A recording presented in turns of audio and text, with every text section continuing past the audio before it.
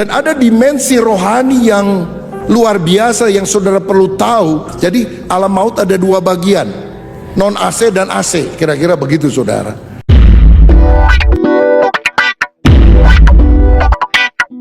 Firman dari Filipi pasal 2 ayat 8-11 dengan judul No Cross, No Crown. Tanpa salib tidak ada mahkota. Demikian firman Tuhan, Filipi 2 ayat 8-11.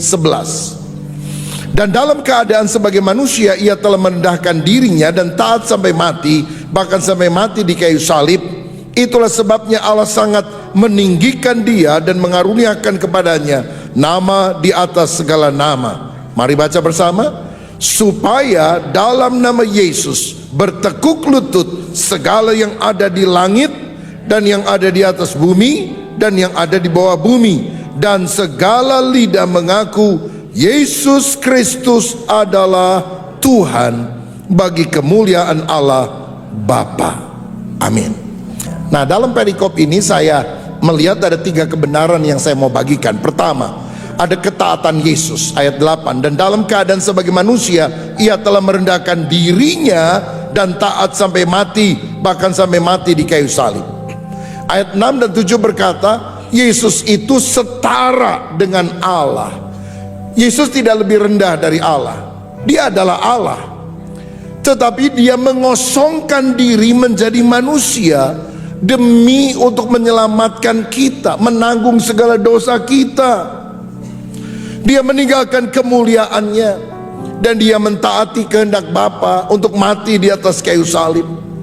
Di Getsemani dia berdoa, kalau boleh cawan ini murka Allah lalu daripadaku, tapi bukan kehendakku, kehendakmu yang jadi. Yesus lebih memilih ketaatan daripada kenyamanan diri. Karena itu dia memperoleh nama di atas segala nama. Ketaatan mendatangkan berkat, ketidaktaatan mengundang kutuk dalam kehidupan kita. Abraham adalah orang yang dikenal oleh macam-macam agama. Dia disebut sebagai bapa orang percaya. Sekarang ada perjanjian damai namanya Abraham Accord. Karena disuarakan begini, orang Yahudi, orang Kristen, orang Islam itu kan bapak leluhurnya sama, bapak Abraham. Jadi udahlah, Yahudi, Kristen, Islam jangan berantem, rukun saja. Karena Abraham adalah bapak kalian semua. Kenapa Abraham begitu dihormati oleh bermacam-macam agama? Disebut bapak banyak bangsa, bapak orang percaya. Karena dia adalah orang yang taat pada kehendak Allah. Bahkan ketika anak tunggalnya yaitu Ishak disuruh dikorbankan di atas bukit Moria, hatinya hancur, tapi dia tetap pergi ke sana. Dia mengambil pisau dan dia akan membunuh Ishak sebagai korban kepada Allah. Tapi bersyukur, saved by the bell, tiba-tiba Tuhan bicara, jangan Abraham, aku sudah tahu engkau lebih mencintai aku daripada mencintai anakmu. Lepaskan dia. Lihat, ada anak domba jantan yang tersangkut di belukar, jadikan dia pengganti dari anakmu. Oh, Abraham senang sekali, dia kembali ke rumahnya dengan berbahagia. Dan mungkin di jalan dia bilang gini, Tuhan terima kasih ya, aku pikir aku pulang sendirian karena anakku akan mati, tapi bersyukur aku bisa balik sama anakku. Tapi Tuhan, lain kali kalau boleh aku pesan, kalau Tuhan bercanda jangan kebangetan begitulah. Saya pikir anakku benar-benar mati. Aduh Tuhan, bercandain saya kebangetan. Dan mungkin Tuhan akan bilang gini, Abraham, kamu pikir aku bercanda? Tidak, aku sudah mengajar agar engkau mengetahui bagaimana hatiku mengasihi manusia sehingga rela berkorban. Karena satu kali anak tunggalku akan mati di salib Golgota dan tidak akan ada domba pengganti. Kamu masih bersyukur Ishak ada domba pengganti, tapi Yesus adalah anak domba Allah yang mengangkut dosa seisi dunia. Ada orang berkata, ada agama-agama yang bisa membawa kita ke sorga. Kalau kalian percaya kepada pemimpin agama tertentu, berbuat baik, kau bisa masuk sorga. Saya mau bilang begini, jika ada jalan lain, jika ada cara lain yang olehnya manusia bisa selamat masuk ke sorga, Yesus tidak perlu mati di salib. Kenapa Yesus harus mengorbankan nyawanya? No other ways, tidak ada jalan lain, tidak ada cara lain. Akulah jalan, kebenaran, dan hidup. Tidak seorang pun sampai kepada Bapa kecuali melalui aku, kata Yesus. C.S. Lewis pernah berkata, ketaatan kepada Allah adalah kunci yang membuka semua pintu berkat. Bahkan di padang gurun sekalipun Tuhan akan mengirimkan mana dari sorga. Dalam masa resesi, bahan bakar minyak naik, harga cabai pun naik sekarang, tetap percaya kalau engkau taat, Tuhan akan menyediakan berkat bahkan pada masa padang gurun. Kira-kira pertengahan tahun 2022, Covid sudah mulai melandai. Saya dalam kapasitas sebagai Ketua Umum Sinode GBI juga melihat ada banyak gereja-gereja yang maju, ada mega church. Tapi tidak bisa dipungkiri di GBI juga ada banyak gereja-gereja desa yang sangat memperhatikan keadaan daripada gedungnya. Maka kemudian saya bersama dengan beberapa rekan pengurus inti mencanangkan kita akan membangun 100 Bethel Project. Bethel adalah rumah Tuhan, 100 gereja desa yang dananya kita akan cari dari para sponsor pribadi, perusahaan, atau gereja yang mau mendukung. Dan kita bangun banyak tempat dari NTT, Maluku, Kalimantan, Sumatera, Papua, banyak pulau di Indonesia. Saudara-saudara, dan target kita dalam 4 tahun sampai 2026 tahun ini 100 gereja semuanya. Dalam perjalanan capek juga loh saudara, bangun 100 gereja itu kan 1 tahun 25 gereja. Coba saudara bangun 1 gereja 1 tahun, capek loh. 25 gereja setahun. Nah, saya ingat kira-kira triwulan pertama dari tahunnya lalu 2025, kita lagi ngobrol nih, saya ketua umum, sekretaris umum, bendara umum. Bendara ngomong gini, Pak, apa perlu kita sampai 100? Kan gak ada keharusan. Gak ada keharusan sih. Ini goodwill kita aja nolong orang-orang di desa yang gerejanya jelek banget. Iya tapi capek loh Pak. Kenapa Pak? Saya kan bagian pelaksana Pak. Kita kan gak kasih uangnya ke pendeta-pendeta. Kita caranya begini, kita kasih 50 juta. Kalau mereka udah bangun sampai sekian, bonnya keluar, kita bayar langsung ke toko bahan bangunan, difoto, kita kirim 50 juta lagi, dia bangun lagi, kirim lagi data-datanya, sampai ketiga kali 150 juta kira-kira selesai. Kami datang, utus 1 orang untuk meresmikan. Tapi orang-orang daerah itu Pak, kadang-kadang kita minta laporannya, mana fotonya, mana laporannya, mana bonnya, susah setengah mati. Kayak kita yang punya utang, aduh capek lah. Padahal kalau mereka kirim foto sama data kan kita kasih duit lagi tuh. Ya sabarlah Pak, namanya orang beda-beda saya bilang. Tapi saya ngerti kadang-kadang dalam pelayanan itu tim kita bisa jenuh saudara, bisa capek. Saya nggak paksakan pada waktu itu. Saudara tahu, sejak pembicaraan itu 6 bulan ke depan itu nggak ada satupun orang nyumbang. Biasanya suka ada yang telepon, Pak Rubin Adi ada nggak yang proyek yang bisa saya bantu? Oh suka ya, begitu. 6 bulan nggak ada satupun yang nyumbang, nggak ada satupun yang telepon. Bulan Oktober 2025 saya ngobrol bertiga, Pak, rasanya kita harus kembali pada visi awal. Kita nurut saja, taat sama Tuhan. Tuhan udah kasih beban di hati saya, 100 gereja desa. Sekarang berapa? 82. Sisanya 18 kita beresin lah. Tahun 2026 ini beres semuanya. Kita doa. 2 minggu kemudian saya pelayanan di Sydney, Australia, sebuah retreat. Pulang dari retreat, dijemput oleh seorang teman pergi ke satu tempat. Belum sampai masuk ke tempat itu, telepon saya berbunyi. Pak Pendeta Rubin Adi, apakah proyek membantu gereja desa masih ada? Masih Pak. Ini udah 6 bulan lebih nggak ada orang telepon model begitu, saudara sekalian. Ada orang telepon, masih. Sekarang berapa yang sudah ada? 82. Targetnya 100, sisanya 12, sisanya 18. Dan di ujung telepon orang itu bilang, "Pak, saya ambil yang 18 ya. Tiap bulan saya kirim untuk satu gereja. Saya akan selesaikan dalam 18 bulan ke depan. Nggak usah dikasih sama orang lain. Saya akan tutup semuanya sampai 100 gereja terbangun." Beberapa hari kemudian ada orang lain telepon, "Proyek itu masih ada, Pak?" "Ada." "Saya satu, Pak, ya." Berapa hari lagi ada orang lain telepon, "Masih ada proyek pembangunan desa?" "Ada, Pak, saya satu lagi." Sekarang jumlah yang mau mensupport sudah lebih dari 100. Saya mau bilang begini, ketika kita taat kepada visi Tuhan, ketika kita sehati dalam pelaksanaannya, nggak beda pandangan, sehati, sevisi, supply berkat dari sorga akan dilimpahkan secara luar biasa. Kalau saudara lihat gambar di depan, itu adalah bangunan GBI yang ada di NTT. Lantainya dari tanah, bangku tukang bakso, lalu bilik semua, ya bukan kayu, itu bambu kan. Di atasnya adalah tumbuh-tumbuhan.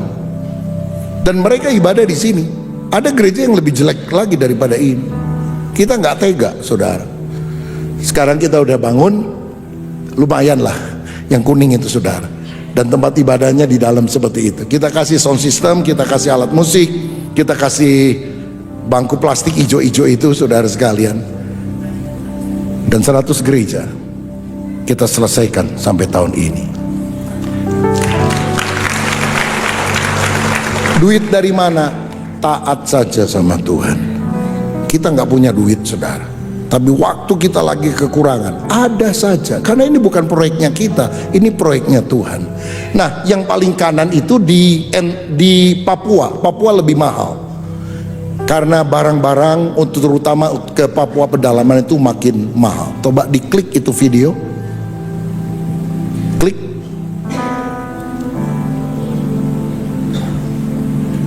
Tolong media. Saudara, yang paling kanan ini adalah bangunan yang ada di Wamena, Pegunungan Jayawijaya, dan biaya pembangunannya adalah 440 juta, lebih mahal dari yang lain. Mereka biasanya kebaktiannya di itu tuh, Honai Dapur, jelek sekali. Tapi kita bisa bangunkan lebih besar, lebih bagus. Bisa tolong diklik? Nggak bisa. Dan akhirnya kita bisa mendapatkan sebuah gedung yang lebih bagus daripada tempat ini. Saya mau bilang begini, Bapak Ibu Saudara, jangan suka berantem di rumah, berkat jauh dari hidupmu.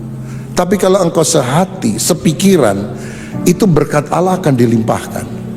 Ada orang suka nyinyir, ngapain Pak Rubin itu bikin gereja gede-gede, mahal-mahal di Sumarekon? Yang di Mekarwangi juga cukup, ngapain bangun segala museum Alkitab miliar-miliar? Kan lebih baik membantu gereja-gereja miskin. Saya bilang, ya, saya juga membangun 100 gereja desa. Bapak mau nyumbang supaya saya salurkan ke desa yang mau? Oh, ada 100 Pak ya? Iya. Bapak mau nyumbang? Nanti saya salurkan, saya carikan daerah yang ini. Nggak nyumbang, saudara. Saya mau bilang, ngomong mah gampang. Ada orang bilang, daripada gitu bagi uangnya ke orang-orang miskin. Saya bilang, gereja kami tiap minggu ada bakti sosial. Tiap minggu kita kasih berkat kemana-mana. Dan saya udah bilang kan, saudara juga mungkin pernah dengar, saya ngomong berapa kali di hadapan para pengurus, kalau ada jemaat nyumbang, uangnya akan disalurkan dengan baik. Kalau nggak ada jemaat nyumbang, keluarkan uang dari gereja. Tiap minggu kita kasih makan orang. Tiap minggu kita kasih sembako kepada orang yang membutuhkan. Saudara-saudara, saya percaya ketika Tuhan kasih tugas dan visi dan kita laksanakan, berkat dari sorga yang akan mengalir dalam kehidupan kita.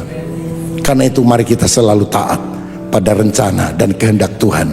Engkau tidak akan kehabisan berkat, engkau akan melihat hidupmu akan dipakai menjadi saluran bagi banyak orang. Berikan kemuliaan untuk Tuhan Yesus. Yesus taat sampai mati. Di kayu salib dia berkata, ini yang aku lakukan bagimu. Apa yang engkau lakukan bagiku? Kalau Yesus mau mati bagi kita, mari kita mau hidup untuk kemuliaan Tuhan. Yang pertama ketaatan Yesus, yang kedua adalah kemenangan Yesus. Ayat 9, itulah sebabnya Allah sangat meninggikan dia. Dia ditinggikan melampaui segala galaksi dan dimensi yang dikenal oleh manusia. Maut dikalahkan. Saudara, semua pemimpin agama mati dan dikuburkan, tidak pernah bangkit. Hanya Yesus mati, dikuburkan, bangkit pada hari ketiga, naik ke sorga, akan datang kembali menjadi hakim yang adil atas alam bumi ini. Kalau saudara mau melihat pemimpin agama tertentu, engkau bisa pergi ke negara tersebut, melihat di mana dia dikuburkan, makamnya ada. Kalau saudara mau ketemu Yesus, bahkan engkau tidak perlu ke Yerusalem, karena kuburnya sudah kosong. Di pintu kuburnya ada tulisan, for he is not here, for he is risen. Dia tidak ada di sini sebab dia sudah bangkit.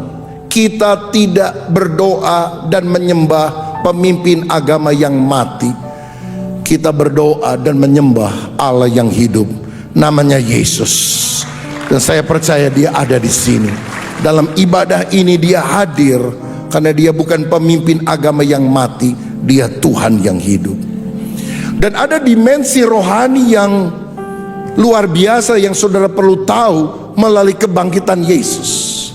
Perhatikan ini agak mendalam dan belum terjadi, sehingga mungkin agak gak terlalu mudah untuk kita mencerna. Tapi percaya, karena ini ditulis dalam Alkitab. Saudara, orang benar pada masa perjanjian lama, misalnya Adam, lalu kemudian Abraham, Daniel, itu kan orang percaya kepada janji Tuhan yang berkata, aku akan mengutus Mesias yang lahir dari perempuan yang meremukkan kepala ular. Nama Mesiasnya tidak tahu, tapi mereka percayakan janji Tuhan itu. Lalu waktu mereka mati, kemana mereka pergi? Ke bagian nyaman dari alam maut atau dunia orang mati. Bahasa Ibraninya Sheol, bahasa Yunaninya Hades. Jadi alam orang mati, alam maut itu ada dua bagian. Bagian yang pertama adalah bagian untuk orang tidak percaya. Ada panas nyala api, belum neraka, alam maut, tapi sudah ada nyala siksaan. Waktu Yesus bicara tentang perumpamaan, ada Lazarus, orang miskin yang masuk ke pangkuan Abraham, dan orang kaya. Orang kaya itu minta tolong supaya dia dikasih air minum karena kehausan, dan nyala api yang begitu panas. Jadi alam maut ada dua bagian, non AC dan AC, kira-kira begitu saudara. Ya, yang non AC ini sudah merasakan nyala api, tapi orang yang percaya berada di bagian yang nyaman dari alam maut yang disebut pangkuan Abraham. Yesus menyebutnya dengan nama Firdaus. Hari ini juga kata Yesus kepada penjahat yang percaya, engkau akan bersama aku di Firdaus.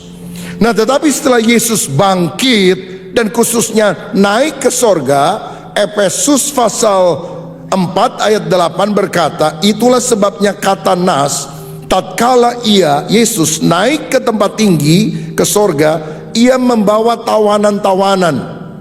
Banyak penafsir berkata bahwa tawanan yang dimaksudkan di sini adalah orang-orang benar yang percaya kepada Mesias, yang ada di alam maut, di Firdaus, di Hades. Ketika Yesus bangkit dan naik ke sorga, dia dibawa oleh Yesus langsung ke sorga.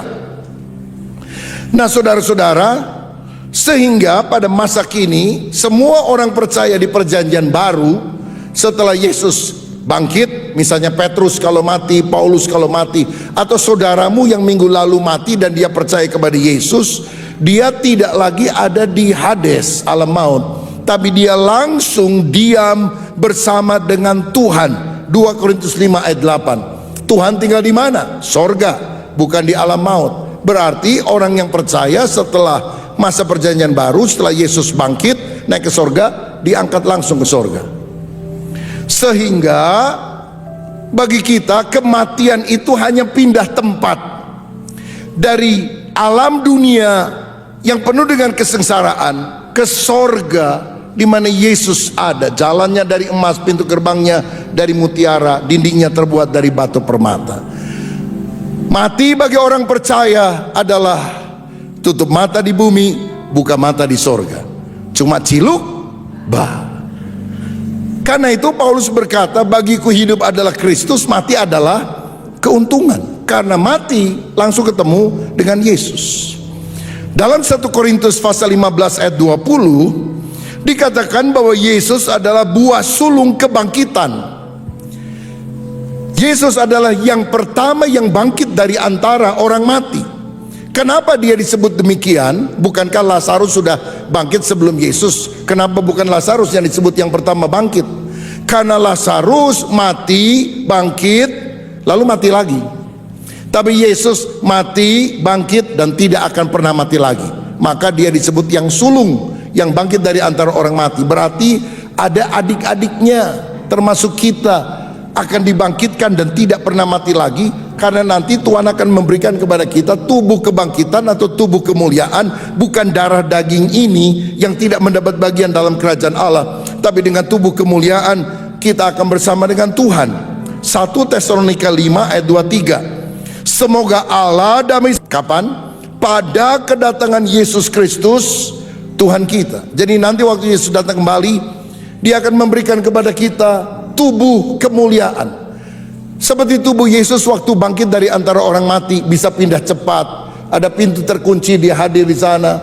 Dia bisa makan walaupun Dia tidak perlu makan.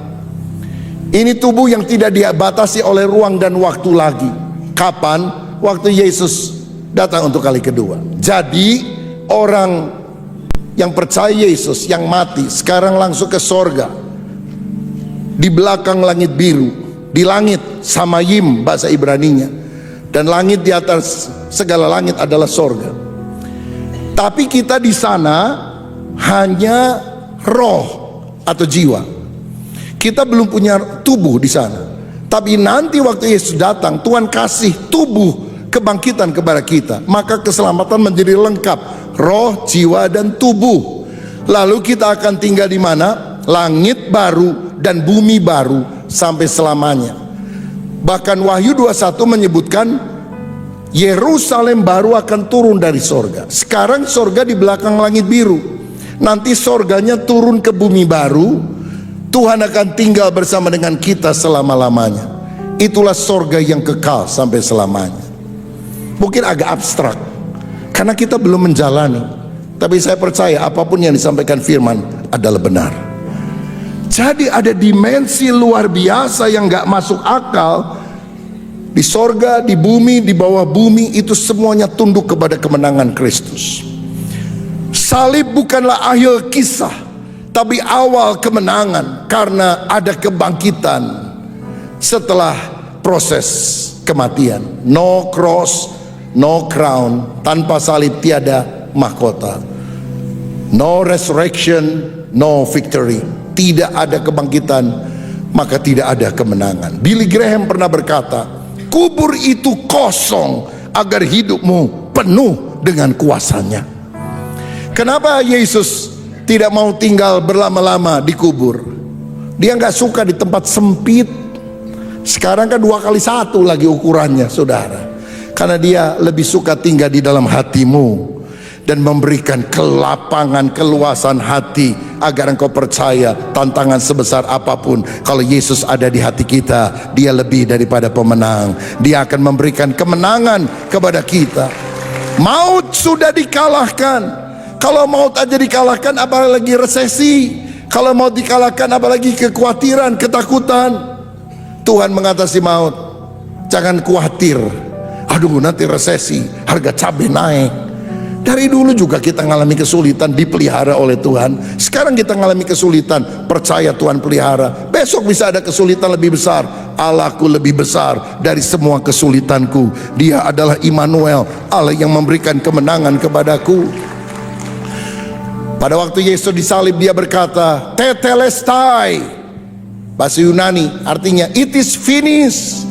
Sudah selesai. Perhatikan, Yesus waktu disalib tidak pernah berkata, I am finished, aku udah tamat, udah gak bisa apa-apa, murid kocar kacir, semua meninggalkan. Kalau saudara lagi ngalami masalah, aduh tamat dah riwayatku, I am finished, jangan bilang begitu. Yesus tidak bilang I am finished, it is finished, sudah selesai. Apa yang dimaksudkan dengan it is finished? Tetelestai. Tetelestai adalah istilah dalam dunia bisnis. Hutang telah lunas dibayar. Hutang dosa kita dibayar oleh darah Yesus. Kedua, ini istilah hukum. Hukuman telah ditanggung. Case closed. Sudah tidak ada lagi tuduhan-tuduhan. Ada penghentian penyidikan. Karena apa? Roma 8 ayat 1, tidak ada lagi penghukuman bagi orang yang percaya di dalam Kristus. Kita tidak akan masuk neraka karena Yesus sudah menebus dosa kita, dan tempat satu-satunya bagi orang percaya hanyalah kerajaan sorga. Case closed. Yang ketiga, ini istilah militer. Peperangan telah dimenangkan, sehingga waktu engkau mengalami kesulitan, katakan sudah selesai, masalahku sudah ditanggung oleh Yesus. Aku pemenang, aku lebih daripada orang-orang yang menang. Nah, ada satu kebenaran yang menarik yang saya temukan dalam Yohanes 20 ayat 27. Ketika Yesus bangkit, maka dia menampakkan diri kepada murid-muridnya dan berkata kepada Thomas, cucukkanlah tanganmu, jarimu ke bekas paku, juga kepada lambungku. Saudara, kalau kita masuk surga, kira-kira kalau menurut saudara, orang buta masih tetap buta atau tidak? Orang lumpuh akan tetap lumpuh tidak? Kita bilang di sorga tidak ada tangisan, tidak ada penyakit, tidak ada kematian. Berarti perfect. Orang buta akan melihat di sana, orang lumpuh akan berjalan normal di sana. Orang cacat akan pulih sempurna. Tapi dengarkan saya, Yesus akan tetap membawa tanda lukanya sampai di sorga. Karena Yohanes di Pulau Patmos pernah berkata, aku melihat anak manusia yang serupa dengan domba yang telah disembelih. Saudara, Yesus yang sempurna masih mengenakan tanda waktu dia disakiti, supaya waktu kita melihat dia, kita akan terharu. Aduh, aku yang tidak sempurna disempurnakan karena kasih-Mu. Seperti seorang anak yang diselamatkan oleh ibunya ketika dia masih bayi, pada waktu rumah terbakar dan api itu kena kepada wajah ibunya. Wajah ibunya tidak pernah sembuh dan ada tanda luka bakar di sini. Apakah anaknya setelah besar bilang, "Ah, jelek banget nih punya mama, malu"? Bukankah seorang anak yang hormat kepada orang tua berkata, "Mama, terima kasih. Mestinya wajahku yang hancur, bahkan aku mungkin sudah mati, tapi karena engkau rela menanggung bagi aku." Nah, saudara-saudara, sehingga bekas luka Yesus, stigma itu bukan lagi tanda kekalahan, tapi trofi kemenangan. Saudara, saya ingat di Jepang itu ada seni yang tinggi untuk memperbaiki keramik yang retak dengan emas, namanya kintsugi. Jadi kalau ada piring keramik murah kan, pecah, nggak ada harganya. Tapi mereka tidak langsung membuangnya ke tong sampah, dikumpulkan, direkatkan dengan lem, lalu disalut dengan emas. Harganya jauh lebih mahal. Dan mereka tidak mencoba menutupi retakan itu, diekspos, kelihatan oleh semua orang, tapi diberi emas. Saya percaya kita kadang-kadang mengalami luka pada masa lalu, pengalaman traumatis, disakiti orang. Tetapi kalau engkau datang kepada Yesus, Yesus menyembuhkan lukamu, dan luka itu tidak perlu engkau tutupi, tetapi ini menjadi modal untuk kita bisa melayani orang lain. Mengapa ada orang yang dulu terikat oleh narkoba, setelah dipulihkan oleh Yesus dia mendirikan panti rehab narkoba? Karena dia tahu betapa kelamnya kehidupannya dan gak bisa melepaskan diri. Dan dia berkata, aku sudah ditolong oleh Yesus. Kalau kamu percaya, kamu pun bisa ditolong oleh Yesus. Penyintas kanker, rasanya udah gak ada harapan kalau kanker, tapi bisa sembuh tuh. Ini menjadi modal waktu engkau melayani, besuk orang lain, bersaksi. Kadang mungkin ada ibu yang divonis cancer, waduh udah panik, udah gelap lah, langit runtuh. Waktu dibesuk oleh anggota sel, tenang bu, percaya Tuhan Maha Kuasa. Emang kamu pernah sakit cancer? Ya nggak pernah sih, ngomong-ngomong gampang. Tapi kalau yang membesuknya adalah orang yang pernah divonis cancer stadium 4, dokter udah angkat tangan, saya pernah, tapi Tuhan menyembuhkan saya. Itu modal untuk kita bisa melayani. Luka Yesus menyembuhkan luka kita supaya kita bisa melayani orang lain. Betapa luar biasanya kuasa kemenangan Yesus di atas kayu salib. Terakhir, kedaulatan Yesus. Allah sangat meninggikan Dia, mengaruniakan nama di atas segala nama, supaya dalam nama Yesus setiap lutut bertelut, semua lidah mengaku Yesus adalah Tuhan. Dia penguasa tertinggi atas alam semesta. Karena itu Dia disebut Kurios atau Tuhan. Tuhan di atas segala Tuhan. Karena Yesus adalah nama di atas segala nama, yang mengatasi segala nama yang lain. Iblis, Lucifer adalah sebuah nama, tapi dia harus tunduk kepada nama Yesus. Cancer, tumor, hepatitis atau apapun adalah sebuah nama. Tapi nama-nama penyakit itu, yang kadang-kadang sekarang nama penyakitnya agak susah dieja, itu harus takluk kepada nama Yesus. Kalau ada yang cancer hari ini, Tuhan, aku bawa penyakitku, namanya cancer, aku letakkan di bawah nama di atas segala nama, yang firman-Mu berkata oleh nama Yesus setiap lutut bertelut, semua lidah mengaku Yesus adalah Tuhan. Kurios, penguasa terbesar dalam hidupku. Aku percaya darah-Mu menyucikan, bilur-Mu menyembuhkan segala penyakitku. Kalau engkau pergi ke dokter, diagnosa dokter adalah kenyataan. Kalau engkau cek di laboratorium, diagnosa di laboratorium adalah kenyataan. Tetapi percayalah, Alkitab ini adalah kebenaran, dan kebenaran lebih kuat daripada kenyataan. Pegang kebenaran, engkau akan menang. Pegang kebenaran, engkau akan sembuh. Pegang kebenaran, maka engkau akan mengalami mujizat yang berasal dari Tuhan. Siapa yang percaya, berikan kemuliaan untuk Tuhan kita.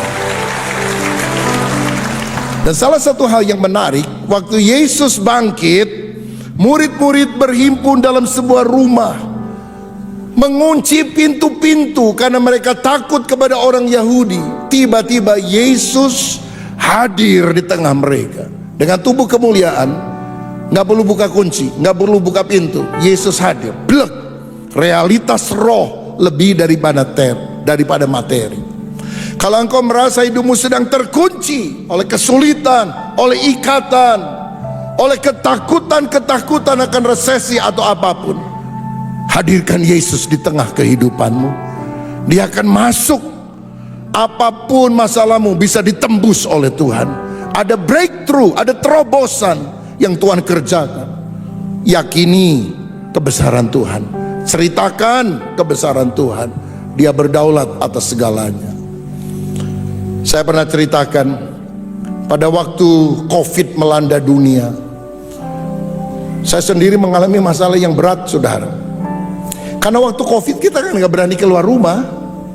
Padahal 6 bulan sebelum COVID saya menandatangani pembelian tanah di Sumarekon, September 2019. Kita bayar September, Oktober, November, Desember, Januari, Februari. Bulan ke-7 pengumuman presiden, bekerja di rumah, usaha di rumah, ibadah di rumah, gereja tutup. Saya pikir 2 minggu, bisa 2 tahun tuh kan kita tutup, saudara. Dari mana uang untuk membayar cicilan daripada tanah 2 hektar di Sumarekon? Wah, kalau pengusaha mah udah panik, saudara. Saya doa sama Tuhan, Tuhan apa yang harus saya lakukan? Mau ngomong sama orang, malah orang bilang, makanya jangan ambisi, tuh tanggung sendiri. Saya nggak mau ngomong sama manusia soal ini. Saya hanya cerita kepada Tuhan. Tuhan, seingat saya ini bukan visi saya, tapi Tuhan yang suruh saya. Berarti Tuhan yang tanggung jawab dong. Tapi gimana ini bisa terjadi? Dan kita nggak pernah menduga hal itu. Saya negosiasi dengan pihak developer, akhirnya dikasih jalan keluar gini. Oke, libur bayar 2 bulan, tapi kemudian nanti akan ada bulan tertentu yang angkanya naik besar sekali, di balon istilahnya. Nah saya pikirkan ya paling 1-2 bulan lah sudah selesai itu COVID. Ternyata lama saudara, sehingga hari itu waktu lonjakan juga masih situasi COVID, dan kita sudah baru mulai pembangunan, mulai tiang pancang dan sebagainya. Kebutuhan bulan itu 20 miliar. Maaf ya Bapak Ibu, saya berterima kasih untuk dukungan, sumbangan, taburan dan sebagainya. Tapi kalau berdasarkan persembahan, orang kasih 10.000, 50.000, 100.000, kapan bisa mencapai? Jangankan 20 miliar saudara. Saya hanya doa, karena yang berdaulat adalah Yesus. Bulan itu kita mesti keluarkan uang 20 miliar. Nggak ada dana saudara-saudara, lagi COVID. Saya doa, Tuhan tolong buka jalan.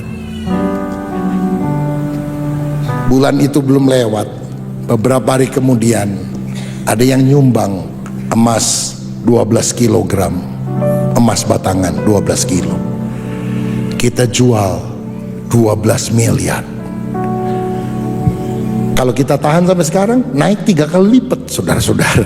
Tapi kita dulu memang lagi butuh duit saudara, jadi nggak bisa nahan-nahan. Begitu dapat langsung besoknya 1-2 hari kita jual tuh 12 miliar. Tapi masih 20 nih. Minggu depannya bendahara telepon saya, Pak, ada orang nyumbang untuk pembangunan. Berapa? 5 miliar. Hah? Lagi zaman COVID, orang siapa yang nyumbang? Siapa namanya? Nggak tahu Pak, dia store tunai, jadi saya tidak tahu namanya siapa.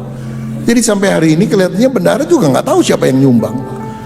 Yehova Jireh, Allah sanggup menyediakan, karena dia Allah yang berdaulat melampaui pikiran kita. Berapa hari kemudian seorang telepon, Pak, saya lagi mau keluar kota nih, udah menuju ke Jakarta, saya lupa mestinya saya kasih, ini ada titipan buat panitia pembangunan. Pak Rubin ada di mana ya? Oh, saya kebetulan lagi naik mobil dari Jakarta mau ke Bandung. Oh ya udah, kita papasan aja ya, ketemu di mana begitu satu tempat. Lalu kita ketemu saudara-saudara. Dia serahkan persembahan, titip Pak ya, maaf ya jadi ngerepoti Bapak. Titipannya berapa? 3 miliar. 12 miliar tambah 5 miliar tambah 3 miliar, lunas 20 miliar. Kalau kita serakah mengajukan proposal kita kepada Tuhan, belum tentu Tuhan kabulkan. Tapi doa gini, Tuhan, apa visimu untuk saya kerjakan? Saya mah kacung aja lah Tuhan, saya mah melaksanakan apa yang Tuhan inginkan. Dan Tuhan akan supply berkat-berkat yang tidak pernah engkau pikirkan. Persoalan saya sama persoalan saudara mungkin beda, tapi Allah yang kita sembah Allah yang sama. Apapun penyakitmu, apapun masalah finansialmu, apapun masalah keluargamu, ada Yesus yang sudah bangkit. Dia Yesus yang taat pada kehendak Bapa. Dia menang atas maut. Dia Allah yang berdaulat atas segala-galanya. Percayalah, dia nama di atas segala nama. Ceritakan nama Yesus kepada orang lain, supaya mereka pun mengalami pertolongan Tuhan. Selanjutnya mari kita perdalam keilahian Yesus Kristus yang kekal. Ada banyak bukti yang mengungkapkan bahwa Yesus memiliki keilahian, yaitu 1. Yesus menyatakan dirinya sebagai Tuhan dalam Perjanjian Lama. 2. Yesus menyatakan sebagai Mesias. 3. Yesus menerima penyembahan. 4. Otoritas perkataan-perkataan Yesus. 5. Yesus memerintahkan berdoa dalam namanya. Mari kita ulas lebih lengkap. 1. Yesus menyatakan diri sebagai Tuhan. Dalam Perjanjian Lama, Tuhan menyatakan namanya kepada umatnya. Dalam bahasa Indonesia ditulis sebagai Tuhan, kata Tuhan dengan huruf besar semua. Misal dalam Keluaran 6 ayat 2-3. Selanjutnya berfirmanlah Allah kepada Musa, Akulah Tuhan.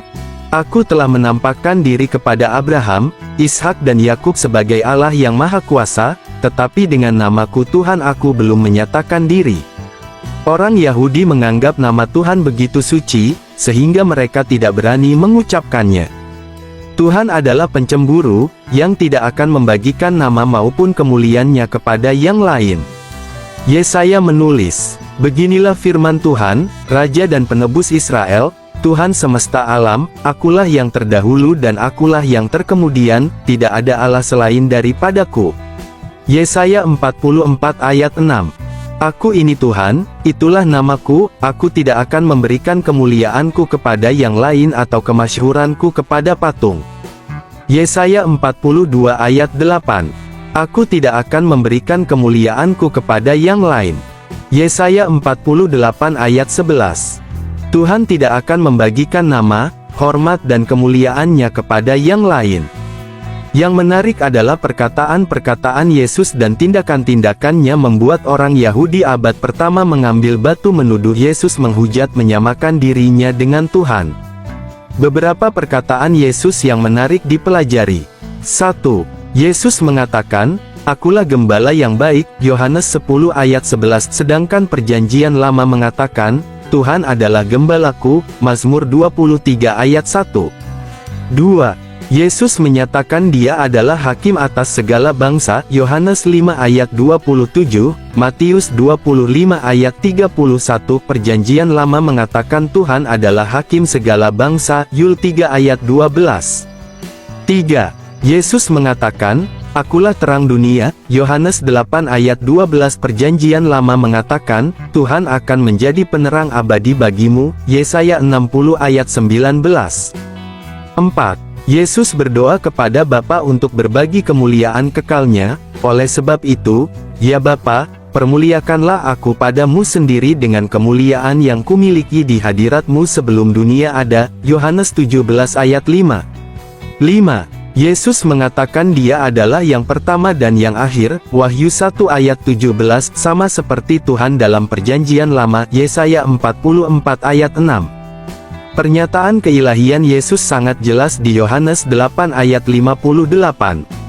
"Aku berkata kepadamu, sesungguhnya sebelum Abraham jadi, aku telah ada," Yohanes 8 ayat 58. Orang Yahudi tanpa ragu-ragu mengerti maksud perkataan ini. Mereka tahu bahwa Yesus tidak hanya menyatakan keberadaannya sebelum Abraham, tetapi Yesus juga menyatakan sama dengan Tuhan. Ini menyebabkan mereka mengambil batu hendak melempari Yesus. Dalam beberapa peristiwa Yesus menyatakan dirinya sama dengan Tuhan dengan cara yang lain, misal dalam memberikan pengampunan dosa, suatu pekerjaan yang hanya bisa dilakukan Tuhan. Dalam Markus 2 ayat 10-11, Yesus melakukan mujizat sekaligus memberikan pengampunan dosa. "Tetapi supaya kamu tahu, bahwa di dunia ini Anak Manusia berkuasa mengampuni dosa." Yesus juga menyatakan bahwa Dia mempunyai kuasa kehidupan, kuasa yang hanya dimiliki Tuhan saja. Sebab sama seperti Bapa membangkitkan orang-orang mati dan menghidupkannya, demikian juga Anak menghidupkan barang siapa yang dikehendakinya. Yohanes 5 ayat 21. "Aku berkata kepadamu, sesungguhnya saatnya akan tiba dan sudah tiba, bahwa orang-orang mati akan mendengar suara Anak Allah, dan mereka yang mendengarnya, akan hidup." Yohanes 5 ayat 25. Yesus mengatakan bahwa supaya semua orang menghormati Anak sama seperti mereka menghormati Bapa, Yohanes 5 ayat 23. Dalam kategori yang sama Yesus mendorong murid-muridnya, "Percayalah kepada Allah, percayalah juga kepadaku," Yohanes 14 ayat 1. Yesus tanpa meninggalkan keraguan, menyatakan dirinya sejajar dengan Allah. 2. Pernyataan Yesus sebagai Mesias yang dijanjikan. Perjanjian Lama memberikan janji kedatangan Mesias. Mesias berarti yang diurapi, seseorang yang diurapi Tuhan untuk melakukan penggenapan rencana keselamatan bagi umat manusia. Perjanjian Lama memberikan gambaran keilahian Mesias. Ketika Yesus menyatakan bahwa Dia menggenapkan nubuat tentang Mesias, secara langsung menyatakan keilahiannya. Sebagai contoh, Yesaya berbicara mengenai Mesias. "Sebab seorang anak telah lahir untuk kita, seorang putera telah diberikan untuk kita, lambang pemerintahan ada di atas bahunya, dan namanya disebutkan Orang, Penasihat Ajaib, Allah yang Perkasa, Bapa yang Kekal, Raja Damai." Yesaya 9 ayat 5. Hai Sion, pembawa kabar baik, naiklah ke atas gunung yang tinggi. Hai Yerusalem, pembawa kabar baik, nyaringkanlah suaramu kuat-kuat, nyaringkanlah suaramu, jangan takut. Katakanlah kepada kota-kota Yehuda, lihat, itu Allahmu. Yesaya 40 ayat 9. Dalam Daniel 7 ayat 13-14 dikatakan, dalam penglihatanku pada malam itu, kulihat sesuatu yang seperti manusia. Ia datang dengan dikelilingi awan lalu pergi kepada Dia yang hidup kekal dan diperkenalkan kepadanya. Ia diberi kehormatan dan kekuasaan sebagai raja, sehingga orang-orang dari segala bangsa, suku bangsa dan bahasa mengabdi kepadanya. Kekuasaannya akan bertahan selama-lamanya, pemerintahannya tidak akan digulingkan.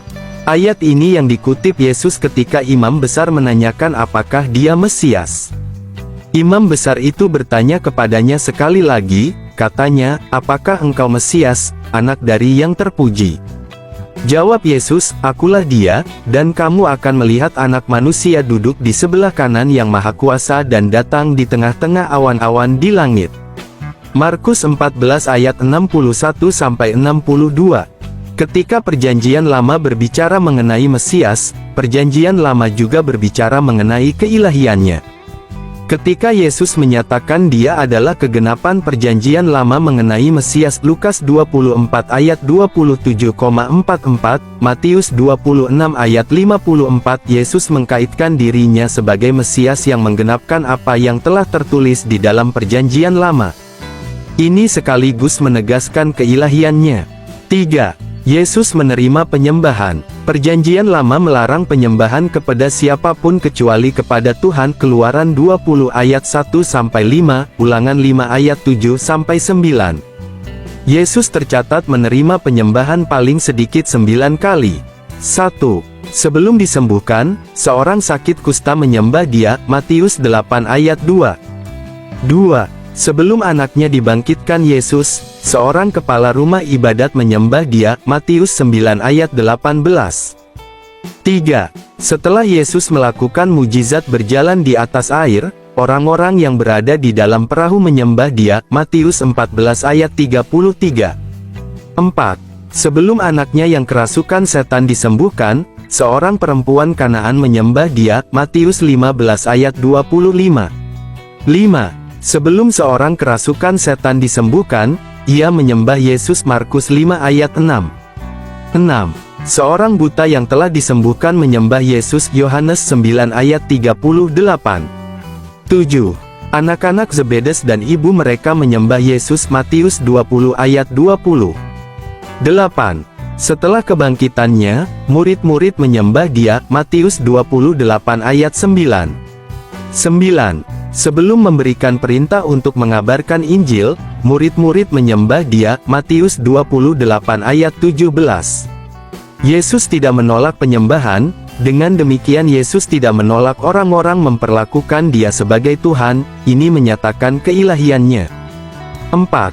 Otoritas perkataan-perkataan Yesus. Yesus memperlakukan perkataan-perkataannya sejajar dengan perkataan-perkataan Tuhan yang mempunyai otoritas. Yesus mendekati mereka dan berkata, kepadaku telah diberikan segala kuasa di sorga dan di bumi. Karena itu pergilah, jadikanlah semua bangsa muridku dan baptislah mereka dalam nama Bapa dan Anak dan Roh Kudus. Dan ajarlah mereka melakukan segala sesuatu yang telah kuperintahkan kepadamu. Dan ketahuilah, aku menyertai kamu senantiasa sampai kepada akhir zaman. Matius 28 ayat 18-20. Tuhan telah memberikan 10 perintah Allah kepada Musa, tetapi Yesus menambahkan, aku memberikan perintah baru kepada kamu, yaitu supaya kamu saling mengasihi. Yohanes 13 ayat 34. Yesus memperlakukan perkataan-perkataannya sebagai perkataan yang kekal, langit dan bumi akan berlalu, tetapi perkataanku tidak akan berlalu, Matius 24 ayat 35. Berbicara kepada yang menolak Dia, Yesus berkata, barang siapa menolak aku, dan tidak menerima perkataanku, ia sudah ada hakimnya, yaitu firman yang telah kukatakan, itulah yang akan menjadi hakimnya pada akhir zaman. Yohanes 12 ayat 48. Yesus mengakui mempunyai segala kuasa di sorga dan di bumi.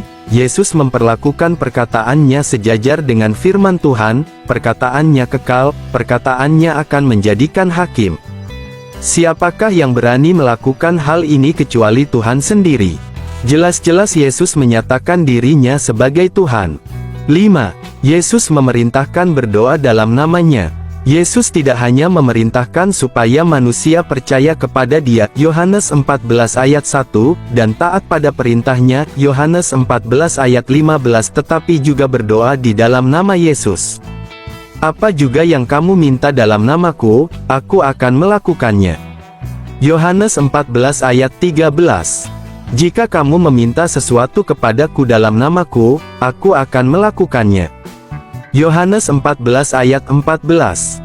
Jikalau kamu tinggal di dalam aku dan firmanku tinggal di dalam kamu, mintalah apa saja yang kamu kehendaki, dan kamu akan menerimanya. Yohanes 15 ayat 7. Yesus juga menegaskan, tidak ada seorang pun yang datang kepada Bapa, kalau tidak melalui aku. Yohanes 14 ayat 6. Manusia manakah yang bisa dan berani menyatakan diri menjadi pengantara manusia dengan Tuhan?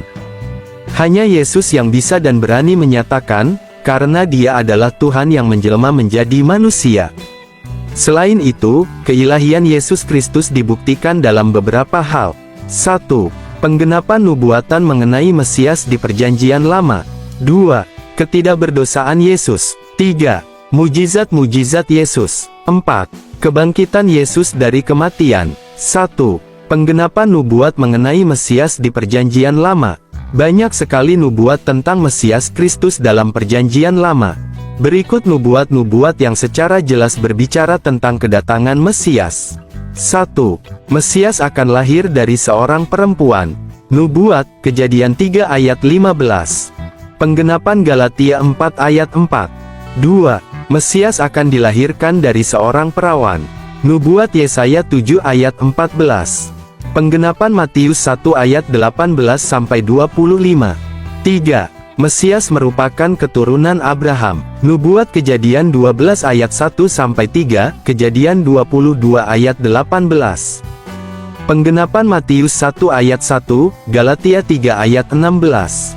4. Mesias dari suku Yehuda. Nubuat Kejadian 49 ayat 10. Penggenapan Lukas 3 ayat 23,33, Ibrani 7 ayat 14. 5. Mesias merupakan keturunan Daud. Nubuat 2 Samuel 7 ayat 12. Penggenapan Matius 1 ayat 1,6. 6. Mesias akan lahir di Betlehem. Nubuat Mika 5 ayat 1-2. Penggenapan Matius 2 ayat 1, Lukas 2 ayat 4-7. 7. Mesias akan diurapi oleh Roh Kudus. Nubuat Yesaya 11 ayat 1-2. Penggenapan Matius 3 ayat 16,17. 8. Ada yang mempersiapkan jalan bagi Mesias. Nubuat Yesaya 40 ayat 3, Maleaki 3 ayat 1. Penggenapan Matius 3 ayat 1-3. 9. Mesias akan mengadakan mujizat-mujizat. Nubuat Yesaya 35 ayat 5,6. Penggenapan Matius 9 ayat 35. 10. Mesias akan ditolak oleh orang Yahudi.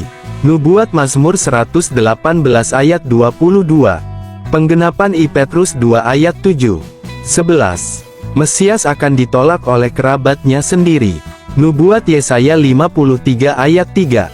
Penggenapan Yohanes 1 ayat 10,11, Yohanes 7 ayat 5,48. 12. Mesias akan dielu-elukan waktu menunggang keledai memasuki Yerusalem. Nubuat Zakharia 9 ayat 9. Penggenapan Matius 21 ayat 1-7. 13. Mesias akan mati dengan kematian yang mengenaskan. Nubuat Mazmur 22, Yesaya 53.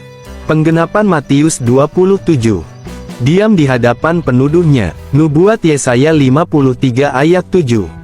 Penggenapan Matius 27 ayat 12-14. Dihina. Nubuat Mazmur 22 ayat 7,8. Penggenapan Matius 27 ayat 31. Dipaku tangan dan kakinya. Nubuat Mazmur 22 ayat 17. Penggenapan Lukas 23 ayat 33. Disalib di antara penjahat-penjahat. Nubuat Yesaya 53 ayat 12. Penggenapan Matius 27 ayat 38. Lambungnya ditikam. Nubuat Zakaria 12 ayat 10. Penggenapan Yohanes 19 ayat 34.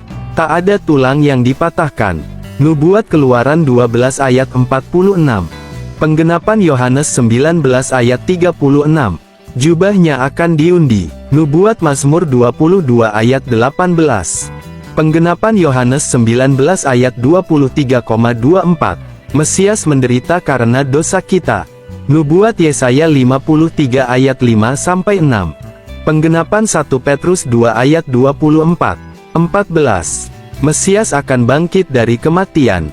Nubuat Mazmur 16 ayat 10. Penggenapan Kisah Para Rasul 2 ayat 31, Markus 16 ayat 6. 15. Mesias akan duduk di sebelah kanan Allah Bapa. Nubuat Mazmur 110 ayat 1. Penggenapan, Ibrani 1 ayat 3. Nubuat-nubuat ini ditulis ratusan tahun sebelum Yesus lahir ke dalam dunia. Tidak ada alasan bahwa nubuat-nubuat itu adalah tebakan yang sangat cerdas, atau merupakan tren kecenderungan sejarah, atau pikiran kreatif pembaca Alkitab. Bahkan para kritikus sendiri mengakui bahwa nubuat-nubuat tersebut selesai ditulis lengkap 400 tahun sebelum Yesus lahir. Nubuat-nubuat tersebut secara sempurna digenapkan oleh Yesus. Tuhan tidak pernah membuat kesalahan. Tuhan mengendalikan sejarah, dan jika Tuhan membuat nubuat lebih dari 400 tahun sebelumnya mengenai rencana keselamatan bagi manusia, maka tidak ada penggenapan yang terjadi secara kebetulan. Semua penggenapan yang dilakukan terjadi karena kedaulatannya atas sejarah umat manusia. Jika Yesus, yang menyatakan bahwa dia menggenapkan apa yang tertulis ratusan tahun sebelum kelahirannya, dan benar-benar Yesus menggenapinya, maka diambil kesimpulan bahwa Yesus adalah Mesias, Yesus adalah Tuhan. 2. Ketidakberdosaan Yesus. Semua orang berdosa, Tuhan dan kita mengetahui hal ini.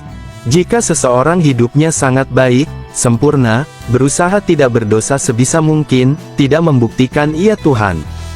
Tetapi kalau seseorang melakukan dua hal tersebut, yakni mengakui dirinya Tuhan kemudian menawarkan hidupnya yang tanpa dosa sebagai bukti, kita harus serius memperhatikannya. Saat Pilatus mengadili Yesus, Pilatus menyimpulkan, "Aku tidak mendapati kesalahan apapun pada orang ini." Lukas 23 ayat 4. Kepala pasukan yang melihat penyaliban Yesus mengatakan, "Sungguh, orang ini adalah orang benar." Lukas 23 ayat 47. Penjahat yang disalib bersama Yesus mengatakan, "Orang ini tidak berbuat sesuatu yang salah." Lukas 23 ayat 41. Kesaksian yang paling penting terhadap karakter seseorang adalah dari orang terdekat. Petrus, murid yang paling dekat dengan Yesus, mengatakan bahwa Kristus tidak berbuat dosa, dan tipu tidak ada dalam mulutnya. 1 Petrus 2 ayat 22. Yohanes berkata, Kristus adalah benar. 1 Yohanes 3 ayat 7. Rasul Paulus mengatakan dia tidak mengenal dosa. 2 Korintus 5 ayat 21. Penulis kitab Ibrani berkata, ia telah dicobai, hanya tidak berbuat dosa. Ibrani 4 ayat 15. Yesus sendiri memberikan tantangan kepada lawan-lawannya, siapakah di antaramu yang membuktikan bahwa aku berbuat dosa? Yohanes 8 ayat 46. Yesus menyatakan dirinya Tuhan dan membuktikannya dengan kehidupannya yang tanpa dosa, memberikan kesimpulan bahwa Yesus benar-benar Tuhan. 3. Mujizat-mujizat Yesus. Hidup Yesus penuh mujizat sejak awal dia berada di bumi. Dia lahir dari seorang perawan, Matius 1 ayat 18,20-21, Yesus mengubah air menjadi anggur, Yohanes 2 ayat 1-11 berjalan di atas air, Matius 14 ayat 25, melipat gandakan roti, Yohanes 6 ayat 11 memelekkan mata orang buta, Yohanes 9 ayat 7 membuat orang lumpuh bisa berjalan, Markus 2 ayat 1-12 mengusir setan, Markus 5 ayat 1 1-20, menyembuhkan berbagai penyakit Matius 9 ayat 35, dan beberapa kali membangkitkan orang dari kematian Matius 9 ayat 23-26, Lukas 7 ayat 11-17, Yohanes 11 ayat 38-44. Ketika murid-murid Yohanes Pembaptis menanyakan kepadanya apakah dia Mesias, Yesus menjawab mujizatnya sebagai bukti bahwa dia Mesias. Pergilah dan katakanlah kepada Yohanes apa yang kamu dengar dan kamu lihat, orang buta melihat, orang lumpuh berjalan, orang kusta menjadi tahir, orang tuli mendengar, orang mati dibangkitkan dan kepada orang miskin diberitakan kabar baik. Matius 11 ayat 4,5. Mujizat-mujizat seperti ini merupakan tanda adanya persetujuan Tuhan kepada orang yang melakukan mujizat. Mujizat-mujizat ini merupakan penggenapan dari apa yang ditulis Yesaya 700 tahun sebelum Yesus lahir ke bumi. Pada waktu itu mata orang-orang buta akan dicelikkan, dan telinga orang-orang tuli akan dibuka. Pada waktu itu orang lumpuh akan melompat seperti rusa, dan mulut orang bisu akan bersorak-sorai. Yesaya 35 ayat 5,6. Adalah seorang Farisi yang bernama Nikodemus, seorang pemimpin agama Yahudi.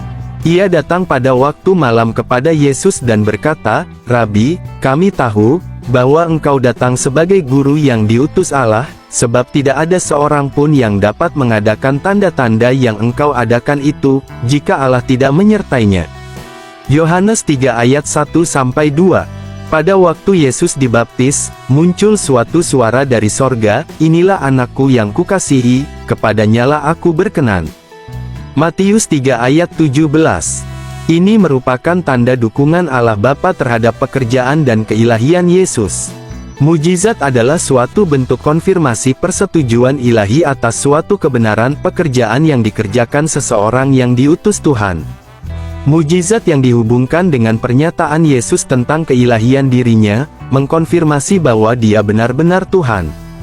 4. Kebangkitan Yesus dari kematian. Hanya Tuhan yang memberi kehidupan. Ulangan 32 ayat 39, 1 Samuel 2 ayat 6. Di sini kebangkitan Yesus dari kematian merupakan bukti adanya persetujuan dari Tuhan terhadap siapa yang diutusnya.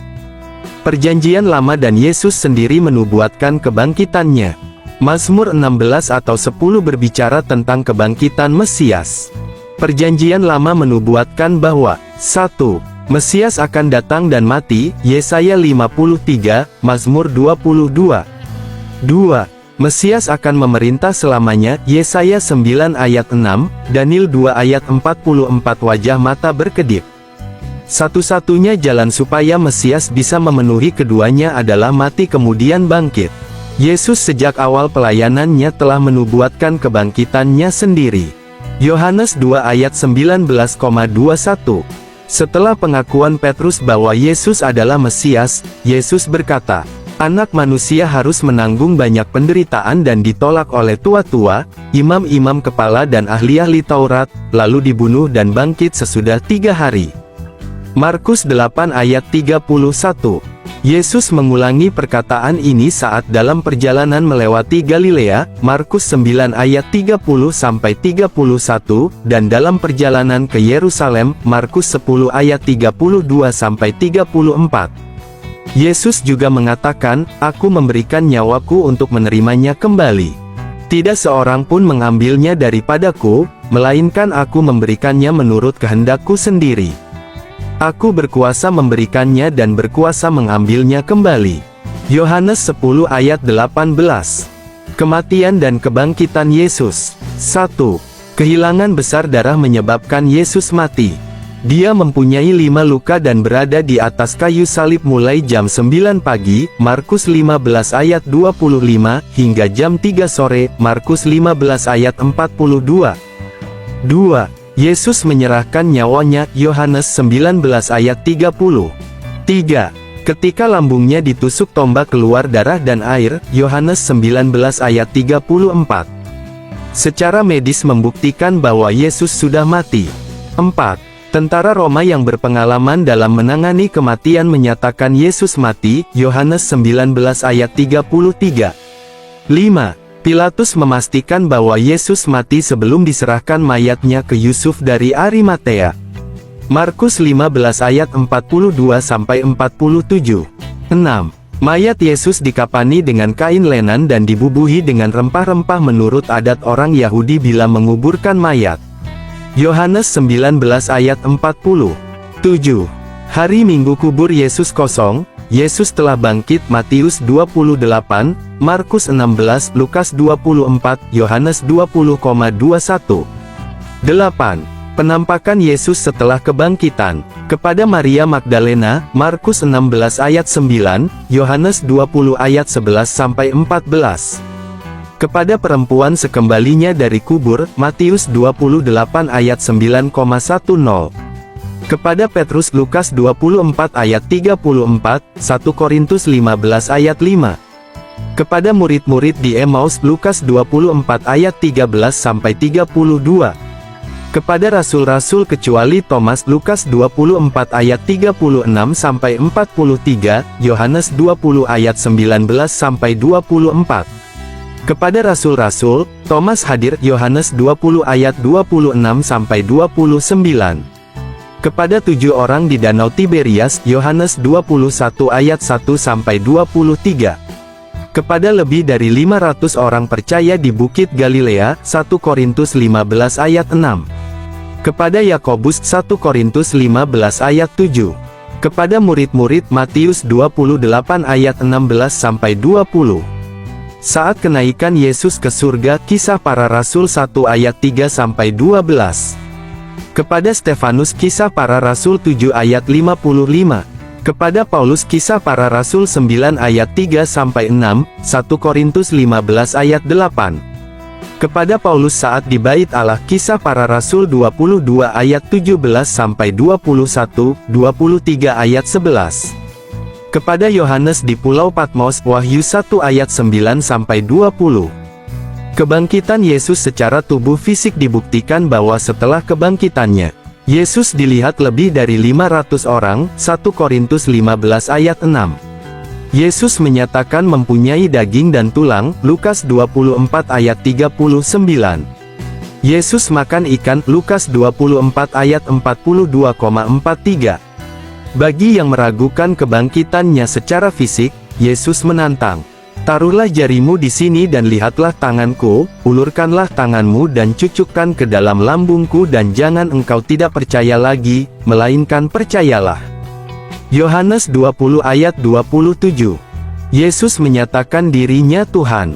Yesus bangkit dari kematian, ini menggenapi apa yang Dia dan Perjanjian Lama katakan. Yesus benar-benar Tuhan. Jadi apalagi yang Anda ragukan mengenai Yesus Allah dan Tuhan? Oleh sebab itu percayalah kepadanya dan terimalah Dia sebagai Tuhan dan Juru Selamat. Maka engkau akan diselamatkan. Tuhan Yesus memberkati.